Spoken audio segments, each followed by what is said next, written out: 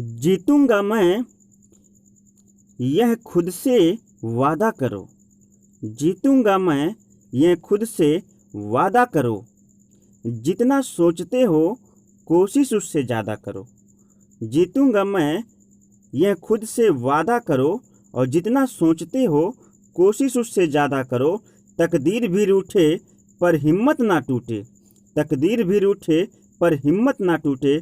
मजबूत इतना अपना इरादा करो, इरादा करो। नमस्कार दोस्तों, मैं आपका दोस्त सागर कुमार राव एक बार फिर आपके लिए कक्षा 10 के अंग्रेजी के दूसरे अध्याय आ लेटर टू गॉड के साथ आपके समक्ष उपस्थित हूँ। पिछले इंचेंटेड पूल जो पहला लेसन था उसे काफ़ी दोस्तों ने सराहा, बहुत सारा प्यार और सम्मान मिला, काफ़ी कमेंट्स भी आए, जिससे प्रेरित होकर मैंने जो है यह दूसरा लेसन बनाने का जो है निर्णय लिया है। और यह द इंचेंटेड पूल का हमारा पहला सेशन होगा। सॉरी, और ये जो है लेटर टू गॉड का पहला सेशन होगा। और इंचेंटेड पूल के सारे सेशंस हमने जो है इसी चैनल स्टडी सीबीएल क्लासेस पर अपलोड कर दिया। जिन प्यारे दोस्तों ने इंचेंटेड पूल को नहीं पढ़ा है वो इस चैनल पर जाकर इंचेंटेड पूल को पढ़ सकते हैं। आज हमारा जो है यूपी बोर्ड कक्षा 10 अध्याय 2 अंग्रेजी से लेटर टू गॉड का सेशन चलेगा और आज ये शुरुआत है। और जो दोस्त चैनल पर नए हैं वो फटाफट चैनल को सब्सक्राइब कर लें, क्योंकि जितनी भी वीडियो मैं डालता हूँ बहुत ही नॉलेजफुल और आपके काम की होती है, जो आपको बहुत कुछ सिखा के जाएगी। और जो दोस्त पुराने हैं उन्हें तो करना इतना है कि अगर उन्होंने चैनल को सब्सक्राइब कर लिया है तो केवल वीडियो को लाइक करना है और अपने अन्य दोस्तों तक ज़्यादा से ज़्यादा शेयर करना है। तो चलिए कहानी शुरू करते हैं। कहानी का पहले मैं आप जानते हैं कि मैं पढ़ाने से पहले कहानी का सारांश बताता हूँ। तो इसमें किसान है, गरीब किसान लंचो, जिसका खेत जो है लगभग फसल तैयार होने वाली है, लेकिन तब तक ओले पड़ जाते हैं और बेचारे की फसल खराब हो जाती है।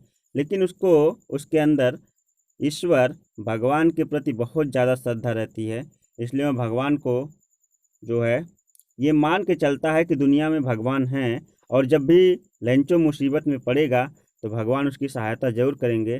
यही मानकर वह जो है क्या करता है, भगवान को एक विश्वास भरा पत्र लिखता है। इस इतने ज़्यादा विश्वास को पोस्ट मास्टर देखकर उसकी जो है मदद करने के लिए पैसे कलेक्ट करके जो है लंचो के लिए भेजता है। लेकिन उसमें भी कुछ पैसे कम होते हैं। लंचो कहता है कि जो मैंने पैसे मांगे थे उससे कम है, लगता है कुछ पैसे डाकघर वालों ने चुरा लिए, क्योंकि डाकघर के कर्मचारी जो है बेईमानों के गुच्छ हैं। ये तो अलग बात है कि पोस्टमास्टर ने एक नेकी का काम किया, फिर भी बाद में काम करने के बावजूद भी चोर बन गया। ये जो कहानी है ये जीएल फ्यूंस की है। ये बड़ी ही मज़ेदार कहानी है, ये आपको ज़रा सा भी बोरिंग नहीं लगेगी। लेकिन बात ये है कि इसमें इस कहानी में काफ़ी सारे जो है इम्पोर्टेंट क्वेश्चन ऐसे भी होते हैं। देखिए, विथ क्वेश्चन आंसर लिखा है, तो मैं केवल छांट के बुक्स की ही चीज़ें पढ़ाऊँगा। क्वेश्चन आंसर मैं बाद में इसकी एक सीरीज लेकर आऊँगा, लेकिन अभी तक मुझे केवल टेक्स्ट बुक पढ़ानी है। तो मुझे उम्मीद है कि आप सभी लोग अपनी किताबें जो है खोल के अपने सामने बैठ गए होंगे और जहाँ से हमें पढ़ना है वो है द हाउस। फटाफट खोज लीजिए और पेंसिल अपने हाथ में, पेन और पेंसिल लेके बैठ जाइए। तो लिखा है द हाउस, एक घर का वर्णन किया जा रहा है दोस्तों। घर कैसा है? The house only one entire valley. The house मतलब घर है, ओनली वन केवल अकेला, इंटायर वैली संपूर्ण घाटी में अकेला स्थित घर। संपूर्ण घाटी में अकेला स्थित घर है, यानी ये पूरी घाटी है उसमें अकेला स्थित घर है। सैट ऑन जो स्थित है क्रिस्ट लॉ हिल। क्रिस्ट लॉ हिल का मतलब होता है झुकी हुई पहाड़ियों के नीचे। द हाउस घर, the only one entire valley संपूर्ण घाटी में स्थित अकेला घर। सैट ऑन जो स्थित है क्रिस्ट लॉ हिल। क्रिस्ट लॉ हिल मतलब झुकी हुई पहाड़ियों के नीचे, मतलब जो झुकी हुई पहाड़ियों के नीचे स्थित है। कह सकते हैं कि वहाँ पे वह एक अकेला घर था। From this height, from this height इस ऊंचाई से। ध्यान दीजिएगा, थोड़ा सा जूम कर दें ताकि आपको बेहतर नज़र आए। ठीक है, चले, कह रहा कि फ्रॉम दिस हाइट, इस ऊंचाई से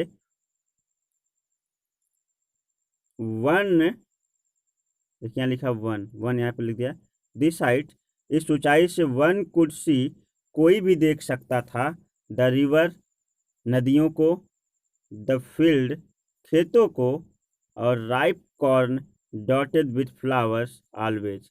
और राइप कॉर्न मतलब होता है कि पकती हुई फसलों को, मतलब उस ऊंचाई से, यानी उस पहाड़ी की ऊंचाई से खड़े होकर नीचे जो है जमीन पे कोई भी देख सकता था, क्या क्या, नदियों को देख सकता था, फील्ड, खेतों को देख सकता था, यानी ऐसे खेतों को, राइप कॉर्न, जिसमें पकती हुई फसलें लगी हैं, एंड डॉटेड विथ, और जिनके बीच बीच में फ्लावर, दैट आल फ्लावर, जिनके बीच बीच में जो है, हम यहाँ पे फ्लावर के लिए सरसों का फूल लगा सकते हैं, जिसके बीच बीच में सरसों के रंग बिरंगे फूल लगे हुए हैं, दैट ऑलवेज प्रॉमिस्ड, जो हमेशा हमसे क्या करते हैं, वादा करते हैं, आ गुड हार्वेस्ट, एक अच्छी फसल देने का, जो हमेशा हमसे एक अच्छी फसल देने का क्या करते हैं, वादा कर, कि फूल के बाद ही जो है फल बनेगा, अर्थात फूल के बाद ही फसल लगेगी। तो ये जो फूल होते हैं ये हमें एक अच्छी फसल देने का क्या करते हैं, वादा करते हैं। ये फूल ही क्या, पूरे खेत जो है अच्छी फसल देने का क्या करते हैं, वादा करते हैं। एक बार दोहराते हैं यहाँ तक का, कि द हाउस, घर, the only one entire valley, संपूर्ण घाटी में अकेला स्थित घर, सैट ऑन, जो स्थित है लॉ हिल, झुकी हुई पहाड़ियों के नीचे, फ्रॉम दिस हाइट, इस ऊंचाई से, वन कुड सी, कोई भी देख सकता है, क्या, द रिवर, नदियों को, द फील्ड राइप कॉर्न, मतलब खेतों को, उनमें पकती हुई फसलों को, डॉटेड भी, जिनके बीच बीच में, विद द फ्लावर्स, फूल लगे हुए हैं, द ऑलवेज प्रॉमिस्ड, जो हमेशा वादा करते हैं, गुड हार्वेस्ट, एक अच्छी फसल देने का। यहाँ तक तो अभी ये प्रकृति का वर्णन था, फसलों का वर्णन था, खेतों का वर्णन था, और इस स्थिति का वर्णन था कि आखिर वो घर कहाँ पर था। अब यहाँ से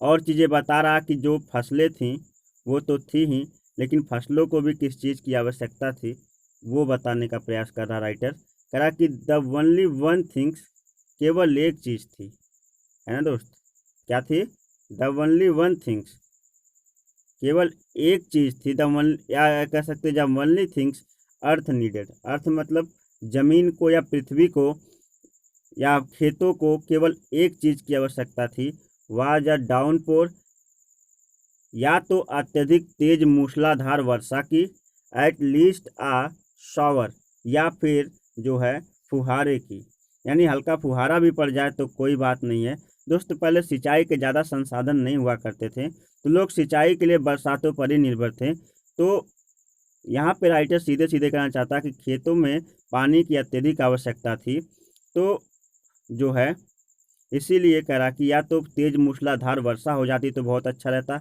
या फिर अगर वो ना हो तो कम से कम कुछ जो है जीसा या फुहारा टाइप का ही पड़ जाए, ताकि कुछ तो राहत मिलेगी। तो वही कह रहा कि थॉट आउट मॉर्निंग लंचो, उस सुबह या जल्दी में, उस सुबह जल्दी में, the लंचो who knew his field ultimately, जो जानता था अपने खेतों के बारे में, अल्टीमेटली मतलब बहुत ही गहराई से, मतलब अल्टीमेटली मतलब बहुत लगाव या गहराई से, जो अपने खेतों के बारे में जानता था, यानी एक सच्चा किसान था लंचो, उसे पता रहता था कि कब खेतों को पानी की ज़रूरत है, कब दवा की, कब जो है उसे खाद की, उर्वरक की ज़रूरत है, ये सारी चीज़ें लंचो को पता थी। तो इसलिए कह रहा कि लंचो जो है, अब आ गया एक नया कैरेक्टर, ये जो है एक किसान है दोस्त, और ये किसान है, इसी के बारे में पूरी कहानी है, ठीक है ना, आप जानेंगे इसी के बारे में। थॉट आउट द मॉर्निंग, उस सुबह जो लंचो था, हु न्यू, जो जानता था, हिज फील्ड, अपने खेतों के बारे में, इंटीमेटली मतलब बहुत ही गहराई से, जो कि अपने खेतों के बारे में बहुत ही अधिक गहराई से जानता था, हैड डन नथिंग, उसने कुछ नहीं किया, ills but see the sky towards, लेकिन उसने क्या किया, ills but see the sky towards, उसने केवल आसमान की तरफ देखा, करा कि द नॉर्थ ईस्ट, उत्तर पूर्वी आसमान की तरफ, यानी वह उठते ही जो है, करा कि उसने पहले कुछ नहीं किया, उत्तर पूर्व आसमान की तरफ क्या किया, देखा, क्योंकि उधर से क्या होती है, वर्षा आती है, उत्तर पूर्व आसमान की तरफ से, उत्तर पूर्व का मतलब दोनों का कोना कह सकते हैं, यहाँ से वर्षा होती है। उसने पहले कुछ नहीं किया, केवल उत्तर पूरब आसमान की तरफ देखा, क्योंकि उसे उम्मीद थी हो सकता है अभी क्या हो, पानी बरसे। ठीक है ना। अब आगे बढ़ें, थोड़ा सा और एक बात दोहराते हैं कि the only things of the earth needed, पृथ्वी को केवल एक चीज़ या भूमि या फिर जमीन को केवल एक चीज़ की आवश्यकता थी, वाज अ डाउनपोर, या तो तेज मूसलाधार वर्षा हो जाए, एटलीस्ट या कम से कम कराकी शॉवर, या कम से कम फुहारा या झीसा ही पड़ जाए। तो आउट द मॉर्निंग, उस सुबह जो लेंचो था, हु न्यू, जो जानता था, हिज फील्ड, अपने खेतों के बारे में, इंटीमेटली, बहुत ही गहराई से या बहुत ही अच्छी तरह से जो अपने खेतों के बारे में जानता था, हैड डन नथिंग, उसने कुछ और नहीं किया, करा कि इल्स, इसके स्थान पे but see the sky towards, लेकिन उसने केवल आसमान की तरफ देखा, करा कि द नॉर्थ ईस्ट, उसने केवल उत्तर पूर्वी आसमान की तरफ देखा ना। अब उसने देखते हुए क्या कहा अपनी पत्नी, करा कि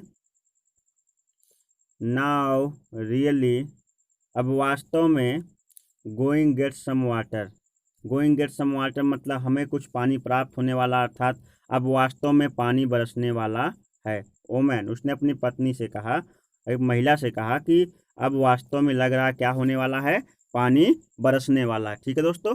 तो द ओमैन, जो महिला थी अर्थात उसकी पत्नी, हु वाज प्रिपेयरिंग, जो तैयार कर रही थी, सपर मतलब होता है रात्रि का भोजन, उसकी जो पत्नी थी, the woman who was preparing, उसने जवाब दिया, सॉरी, हु वाज प्रिपेयरिंग सपर, जो रात्रि का भोजन पका रही थी, रिप्लाइड, उसने क्या किया, जवाब दिया, यस, हाँ, गॉड विलिंग, ईश्वर की मर्जी।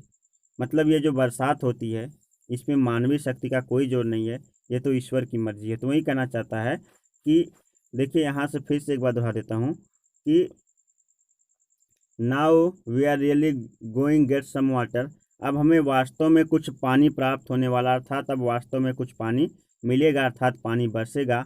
ओमेन, ओमेन, उसने अपनी पत्नी से कहा, उस महिला से कहा। तो the woman who was preparing supper, वह महिला जो प्रिपेयरिंग मतलब तैयार कर रही थी, सपर मतलब रात्रि का भोजन, वह महिला जो रात्रि का भोजन तैयार कर रही थी, रिप्लाइड, उसने जवाब दिया, यस, हाँ, गॉड विलिंग, भगवान की मर्जी, भगवान की इच्छा, भगवान जैसा चाहें। The older boys were working in the field, Lencho के जो बड़े बेटे थे वो खेतों में काम कर रहे थे। ओल्डर मतलब बड़े ना, वर्किंग इन द फील्ड, खेतों में क्या कर रहे थे, काम कर रहे थे। वाइल, जबकि द स्मॉलर वन, उसमें जो छोटा बेटा था, वेयर प्लेइंग, खेल रहा था, नियर द हाउस, घर के बगल में। यानी बड़े बेटे उसके क्या कर रहे थे, खेतों में काम कर रहे थे, जबकि छोटे बेटे जो है कहाँ खेल रहे थे, नियर द हाउस मतलब होता है घर के बगल में खेल रहे थे ना। अनटिल, तभी the women called them all, तभी महिला ने अर्थात लेंचो की पत्नी ने उन सभी को बुलाया, कम फॉर डिनर, रात्रि के भोजन के लिए आ जाओ। It was during the meal, यह रात्रि के भोजन का समय था। Just as had Lencho predicted, तभी लेंचो ने भविष्यवाणी कर दी। प्रिटेक्टेड मीन्स भविष्यवाणी करना। तभी लेंचो ने भविष्यवाणी कर दी। The big drops of rain began to fall, यानी वर्षा की बड़ी बूंदें गिरना प्रारंभ हो गई हैं। वर्षा की बड़ी बूंदें गिरना प्रारंभ हो गई हैं। एक बार फिर से हम दोहराते हैं कि now we are really going get some water, अब वास्तव में हमें कुछ पानी प्राप्त होने वाला है, पानी बरसने वाला है। ओमेन, उसने जो है उस महिला से कहा, अर्थात अपनी पत्नी से कहा। The women who was preparing supper, महिला जो रात्रि का भोजन तैयार कर रही थी, रिप्लाइड, उसने जवाब दिया, यस, गॉड विलिंग, हाँ, भगवान की मर्जी। The older boys where working in the field, बड़े बेटे खेतों में काम कर रहे थे। वाइल, जबकि द स्मॉलर वन, जो छोटे थे, प्लेइंग नियर द हाउस, घर के बगल में खेल रहे थे। अनटिल, तभी जो है द अनटिल द वोमेन, तभी महिला ने कॉल देम ऑल, उन सभी को बुलाया। कम फॉर डिनर, रात्रि के भोजन के लिए आ जाओ। It was the during the meal, यह जो है रात्रि के भोजन का समय था। Just as Lencho had predicted, तभी लेंचो ने भविष्यवाणी कर दी। The big drop of rain began to fall, वर्षा की बड़ी बूंदें गिरना क्या हो चुकी हैं, प्रारंभ हो चुकी हैं। तो दोस्तों, उम्मीद करता हूँ जहाँ तक भी आपको आज पढ़ाया गया वो आपको बहुत ही बेहतर समझ में आया होगा। और यदि आपको नहीं आया कुछ तो आप तुरंत कमेंट बॉक्स में हमें कमेंट करके पूछ सकते हैं। और इससे पहले मैंने जो है द इंचेंटेड पूल आपके बुक का पहला लेसन अपलोड किया है। जिन प्यारे दोस्तों ने उसे नहीं देखा है वो जाकर मेरे चैनल द इंचेंटेड पूल पर देख सकते हैं। और यदि चैनल पर नए हैं तो तुरंत चैनल को सब्सक्राइब कर लीजिए और बेल आइकन को प्रेस कर लीजिए तब ताकि मैं कोई भी नई वीडियो डालूं तुरंत आप तक नोटिफिकेशन पहुंचे। और यदि चैनल पे पुराने हैं तो आपको करना कुछ नहीं है, केवल चैनल को ज़्यादा से ज़्यादा लाइक करना है और अपने अन्य दोस्तों तक शेयर करना है। और मिलता हूँ इसके नए अगले खंड अगले सेशन के साथ। तब तक के लिए नमस्कार, बाय बाय, जय हिंद।